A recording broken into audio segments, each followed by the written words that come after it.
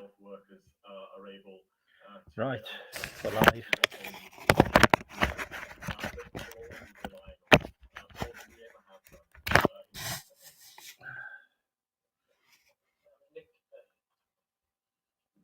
thanks very much.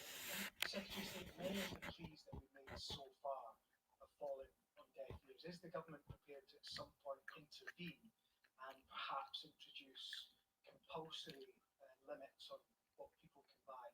And a supplementary question, if I may, many people will be out and about today for a walk with their families and will see parks absolutely packed with other people. Is that safe, and should people be taking further measures to distance from others in public spaces? I'll answer the first point and may refer to Stephen on the second. The reality is that most of the supermarkets are already of their own accord, and they've discussed this, putting limits on certain items. So I don't think it is necessary or appropriate for the government to dictate this. Different stores on different items are working together to identify what an appropriate limit is. Today, I'm asking everybody to respect what those supermarkets are doing. They are trying to ensure that their shelves don't go empty early in the morning, and to do that and achieve that, they are putting items a limit for certain goods, and it's very important that everybody respect that. More food is arriving every day. There's no shortage of food production. The crucial thing is that we need people to calm down and buy only what they need. Well, the thing is, you go into 3 months self-isolation, you need quite a bit of food.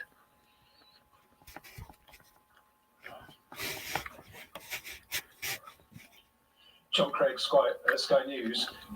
Mr. Eustace, hasn't more pressure been put on supermarkets by the decision to close pubs, cafes and restaurants? And a medical question, if I may, for Mr. Powis. We've broadcast on Sky News in the past hour an interview with a leading ear, nose and throat consultant, that's Professor Nirmal Kumar, who's revealed some new symptoms for the COVID-19, a loss of smell or taste. I'm not sure if you're familiar with this. And he says 2 of his senior colleagues are suffering from this, and he's very concerned about the risk to senior frontline medics. And I wondered if you're aware of this, and I wondered if what action you at your organisation are taking to protect frontline medics from these new symptoms. On the first point, the truth is that there's already been a significant switch in the last 3 weeks to people purchasing from supermarkets rather than eating out. The further announcements that were made yesterday are judged necessary to control the progress of this disease, and in order to protect our NHS, that's why we've taken the further step of closing those public venues. But it's a relatively small amount, we judge, of the increased demand in the supermarkets to date. The biggest increase in demand is from a small number of people who've been stockpiling certain goods. Indeed, we estimate that in the past 3 weeks, around £1 billion worth of additional food has been put into households that has not yet been consumed. Christ, £1 billion. Like many viruses that give infections of the upper respiratory tract, so that's the nose and the throat, there's a range of symptoms. The 2 commonest are by far cough and fever, and that's exactly why they are the 2 symptoms that we are asking people to self-isolate if they get those symptoms. So those are the commonest symptoms. In terms of staff protection, it's incredibly important that staff follow the advice from the experts at Public Health England, who have described the protection in terms of personal protection, protective equipment that staff should take. And of course, that is what will protect staff from getting coronavirus. Just coming back to the demand point, I think many of the businesses that service all as customers have operations right across Europe, and they can look and see what's happened to demand in the days post significant announcements like the one that was made yesterday by the Prime Minister. And what we've seen in Ireland, for example, is that demand spikes again after the announcement, but then now is beginning to actually trail off. So it gives a lot of comfort that that's what we're going to see here as well in terms of trends. Thank you, Secretary of State. Carl Dillon from ITV News. One for each of your experts, if you don't mind. Helen, first of all, you said the problem is people and lorries. What are you doing to address that shortage of people and lorries? Is there something government can do? For example, is this a job for the MOD, perhaps? One for you, Stephen, if you don't mind. I gather NICE has just issued guidance saying that doctors should base admission to critical care beds on the patient's chances of recovery. Are doctors already having to make those sorts of difficult decisions to turn some people away? And if it hasn't started already, how soon do you see that happening?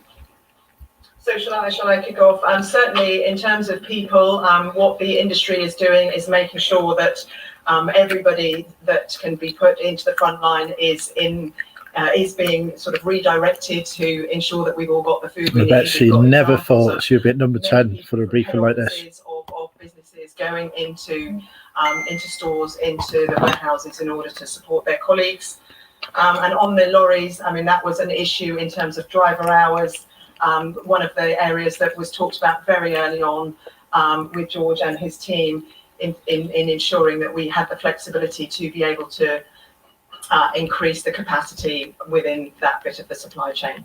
I might just add on that point that we're also helping to facilitate discussions between retailers and those in the food service sector. So it's important to note that the decision to close pubs and restaurants and so on means that there is some surplus delivery capacity and indeed staff with expertise in food who could be redeployed from those companies to the retail sector, which is obviously seeing an increase in demand. So a request from the MOD for delivery. No, but we are obviously doing increasingly thought within government to how we will protect those who may be self-isolating because they're vulnerable, and I know that more will be said about this in due course. So the doctors and other clinicians are very used to having discussions with patients and relatives about treatment choices. And frankly, our aim is to make sure that we're in a position that those discussions are as they have always been. But the way we will do that, to be absolutely clear, is for everybody in society to follow the guidance that the government has given in reducing social contacts, because that will reduce the transmission, the spread of the virus, and will reduce the number of deaths and the pressure on the NHS. Yes, we are working night and day to increase capacity, but an increase in capacity and the reduce in demand that will come from everybody paying attention, young and old, to the guidance that's been given, will give us the best possible chance that doctors and clinicians can have those discussions in the way they've always had them. Thank you, Secretary of State. You listed of purchase limits and respecting these rules, but the track record of the last 2 weeks has been that people haven't actually been listening to the government until they're obliged to do so. Can you today rule out 100% any need for state-backed rationing of any goods in the coming weeks? Rationing. And secondly, the Chinese authorities have led us to believe that they've almost wiped out coronavirus now, with no new cases daily. Have you seen anything within government, within cabinet, to suggest that those figures aren't necessarily true? So on your first point, as I said earlier, all of the major retailers are working together and exercising their own judgment about where it's appropriate to put limits, item limits on certain issues. So toilet roll is one where, for reasons that are not really understood, there was a big spike in purchasing quite early on, despite the fact that toilet roll is made here in this country, and they're able to expand production very, very quickly. But that is an item where, to ensure the goods remained on the shelves, the supermarkets together took a position of putting an item limit. I think it is best for the retailers to flexibly come together and decide what the appropriate limit is for each item, because this is a changing scenario. And as Helen pointed out, we know from other countries, such as Ireland, for instance, and France, that once people have stocked up their homes, those who are concerned, once they have stocked up with some food, then actually this surge in demand starts to taper off. And when that happens, then the retailers would want to react flexibly to adjust the limits that they've put in place. Can I pick up on that just before we hand over to Stephen? The relaxation in competition law, I think, has given the forum to be able to have the conversations amongst the different businesses, to share ideas, and then actually for each business to implement the thing that works best for their customer base, and that isn't necessarily the same for every business. I think where there are different issues and they need to all come together and do the same thing, then that may be appropriate. But I think in terms of sort of limits on individual items, what's happened so far is that individual businesses have really looked at the way that their business operates, the interactions that they have with their customers, and made sure that what they've done is the thing that's going to make most difference to that customer base. And I think looking at those countries such as China that got this disease early, and their experience is that it is possible to develop strategies to suppress and to reduce the virus. Different countries take slightly different approaches, but to be honest, they all have the same scientific basis, which is to reduce the spread and the transmission of the virus in the community so that fewer people are infected.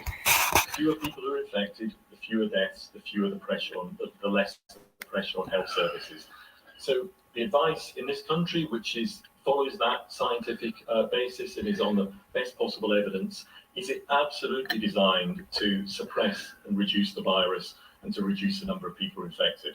So I think you can see strategies that have been effective, and I go back to what I said earlier. That's why it is absolutely crucial that everybody in the country follows the guidance that's been given. It's not for somebody else to follow.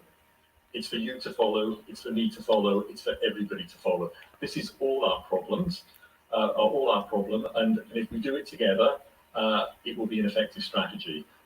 You do it, if you follow the advice, you are saving somebody's life. This is the time in your lifetime where your action will save somebody's life. It's as simple and as stark as that.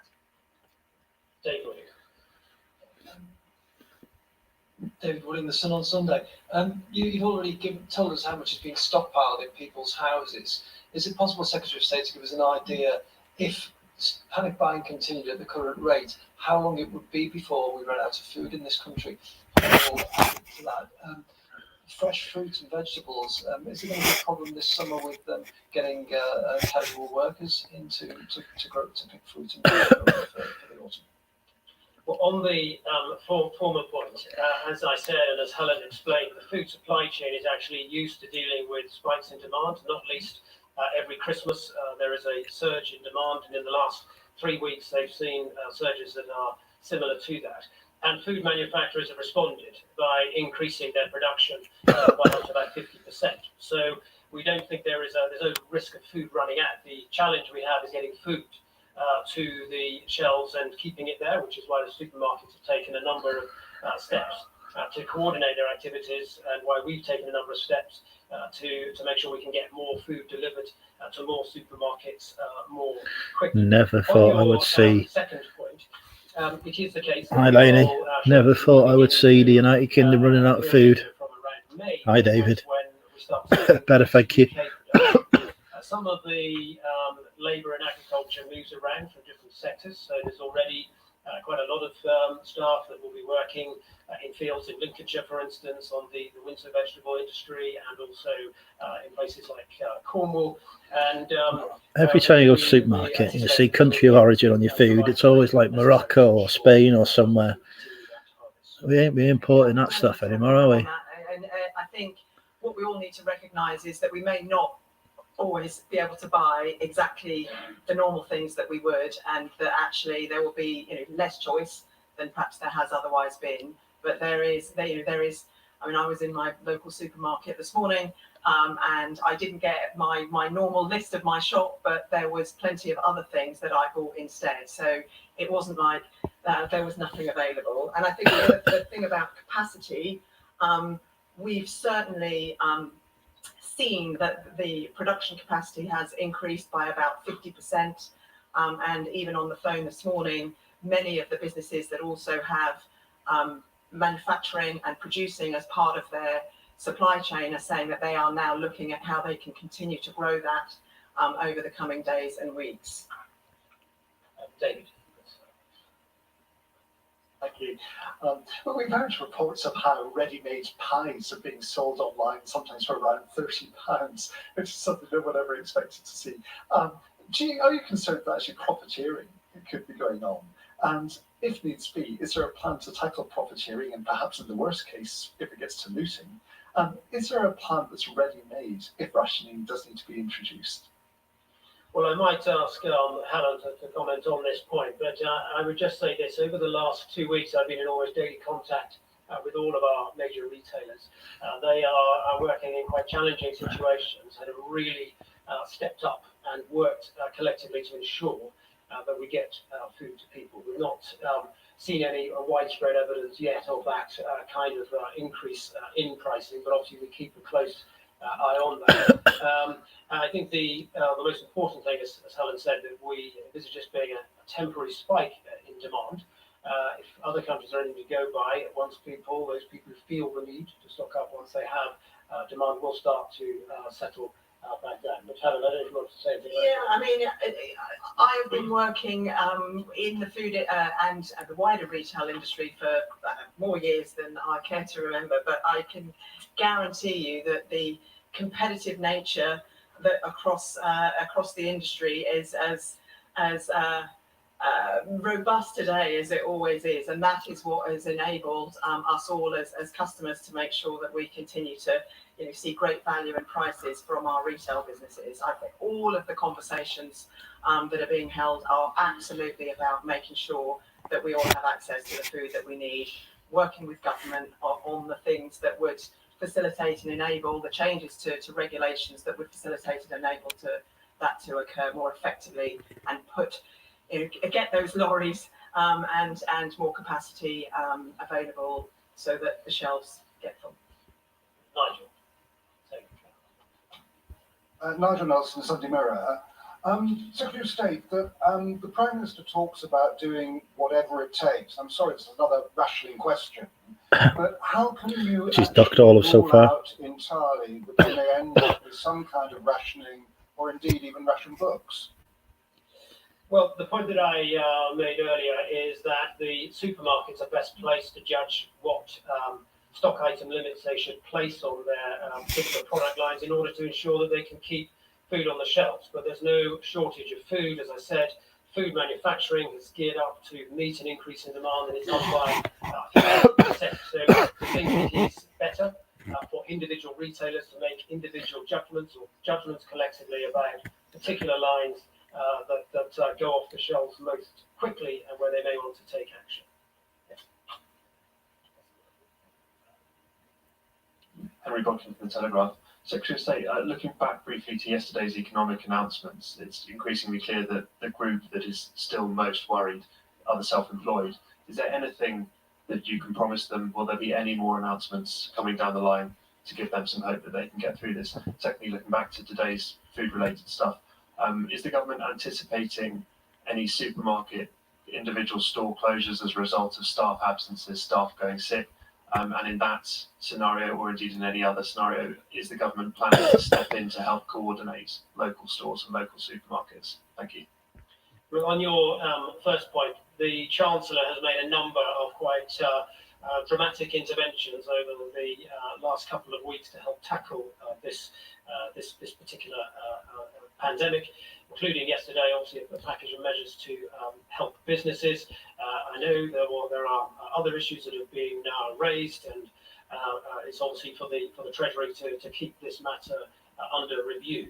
On your latter point about staffing in supermarkets and the food supply chain more generally, we obviously have designated those working in the food supply chain as key workers, and we believe that there will be sufficient resilience having done that, particularly since some are recruiting staff that have been laid off from other establishments in the food service sector.